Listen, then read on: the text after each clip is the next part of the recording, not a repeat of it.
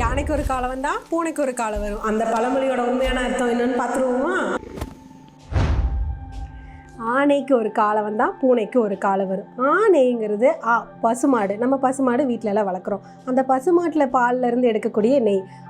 நெய் அப்படிங்கிறதான் பேச்சு வழக்கில் அப்படியே மாறி யானையாக மாறிடுச்சு.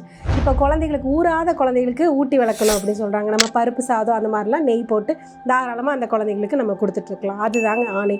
பூனைனா நம்ம பூவிலேருந்து எடுக்கக்கூடியது தேன் தான் நெய். அதை தான் நம்ம பேச்சு வழக்கில் பூ நெய் அப்படிங்கிறத வந்து பூனையாக மாறிடுச்சு. அதான் யானைக்கு ஒரு காலம் வந்தால் பூனைக்கு ஒரு காலம் வரும் அப்படிங்கிறது பேச்சு வழக்கில் மாறிடுச்சு. இப்போ அதே குழந்தைகளுக்கு சளி தொந்தரவு அந்த மாதிரி ஏதாவது தொந்தரவுகள் வரும்போது நம்ம தேன் தாராளமாக கொடுக்கலாம். அப்போ ஒரு குழந்தைக்கு தேனும் கொடுக்கணும், நெய்யும் கொடுக்கணும். யானைக்கு ஒரு காலம் வந்தால் பூனைக்கு ஒரு காலம் வருங்கிறத மாற்றி நெய்க்கு ஒரு காலம் வந்தால் பூ நெய்க்கு ஒரு காலம் வரும்னு இனியாவது நம்ம கரெக்டாக சொல்லலாம். நீங்கள் உங்களுக்கு தேவைன்னா நம்ம வழி பக்கத்துலேருந்து வந்தீங்கன்னா நாங்கள் முடிஞ்ச அளவுக்கு ஃப்ரீ ஷிப்பிங் பண்ணி உங்களுக்கு கொடுத்துட்றோங்க. உங்களுக்கு வேணும்னா நீங்கள் கீழே நான் நம்பர் ஸ்க்ராலில் கொடுக்குற நீங்கள் வாங்கிக்கோங்க. நன்றிங்க.